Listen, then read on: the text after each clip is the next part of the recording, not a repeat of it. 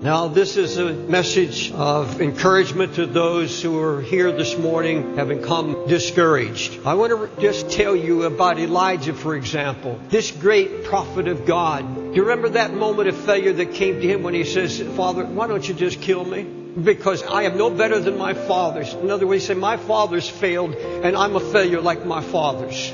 He said, just take my life. David Livingstone was one of the greatest missionaries of all times. He opened Africa to the gospel. A man who had given body, soul, ministry, life, everything to the Lord and the sacrifice of his life to Christ. And this is what he said, I've only opened up the slave trade, and all the mission societies that he had raised up are bearing no fruit. And after 23 years of labor, my work seems in me to be in vain. I have labored in vain. David Bowen. He gave up riches and wealth and fame. And he went as a single man to Bombay, India.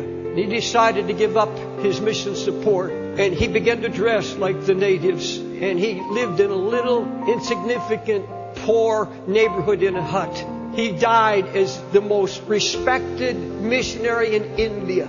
Even idolaters, even Hindus, all of those false religions said, if I want to know what a Christian is and who he is and what he's like, it's David Bowen. And last night I was reading in his biography these words, I'm the most useless being in the church. God bruises and crushes me with disappointments. He builds me up, then he permits me to fall back to nothingness. I would like to sit with Job, and I sympathize with Elijah. My labor has all been in vain. You say, well, preachers shouldn't talk like that. Missionaries shouldn't talk like that. Christians shouldn't talk like that. That sounds like the language of unbelief and fear and doubt.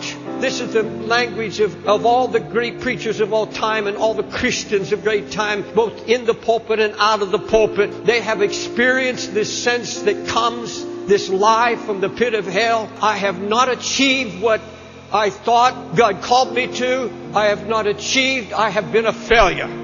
Listen, O isles, unto me, and hearken, ye people from far. The Lord that called me from the womb, from the bowels of my mother, he hath made mention of my name. He hath made my mouth like a sharp sword. In the shadow of his hand he has hid me. He's made me a polished shaft. In his quiver he has hidden me. Thou art my servant, O Israel, in whom I will be glorified. I have labored in vain. I've spent my strength for nothing and in vain. He was called to redeem Israel. He was called to bring. The high priests were to humble. Prisoners were to be set free. The nation was to be delivered from the power of sin. And that was his ministry. That was his mission. He has made me a polished arrow, in other words, and he's put me in his quiver. He has made my mouth as a sword. He came into the world to do a work. And what happens? They rejected him as a person. Those sharp, piercing words, they ignored and hardened their hearts so they could not be pierced. He came to a whole generation that saw his miracles. They had blinded eyes open, the deaf were able to hear, and the blind could see, and the dead were raised. And then they ignored his miracles, or they belittled his miracles, or thought nothing of it. Israel crying out, crucify him. And here's Jesus standing before Jerusalem, and he said, oh, Jerusalem, Jerusalem, how I would have gathered you as a mother hen gathers her chicks under her wings, but you would not. So your house is left to you desolate. Can you imagine the pain with which Jesus had to say those words? He knew he was going to be crucified for the people who he came to give his life. He did everything according to the mind of God.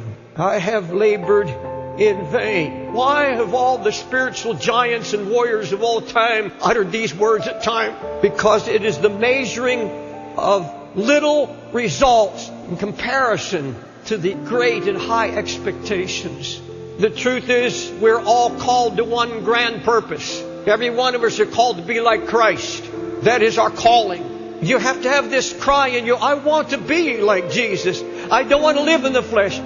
Just stay in the prayer closet. Stay with Jesus in that beautiful communion. He said, I've got better things in store. I've got things beyond anything you could think or expect or believe. I have things in store for you that if you knew, you would leap with joy. Therefore, my beloved brethren, be ye steadfast, unmovable, always abounding in the work of the Lord. For as much as you know that your labor is not in vain in the Lord. get back to work. Get back to doing what I told you to do. And just trust the Lord. Stay in prayer. Believe God.